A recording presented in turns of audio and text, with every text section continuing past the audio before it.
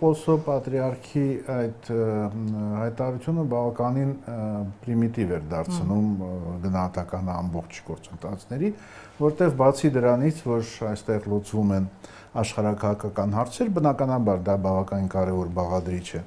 բոլոր զարգացումներով, բայց ամեն դեպքում ես դա առաջին տեղում չէի դնի, առաջին տեղում ամեն դեպքում դա իշխանության համար պայքար է։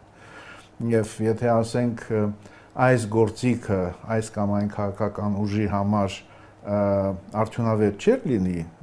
այդ գործիքը կարող էր եւ փոխվել, նաեւ ուղերձը հանրությանը նույնպես կարող էր լրիվ հակառակը լիներ։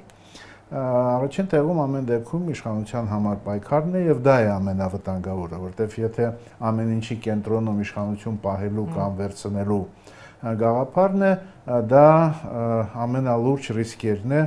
երկրի հետագա ժողովրդավարական եւ իրավունքի վրա հիմնված զարգացնելու գործընթացի համար է։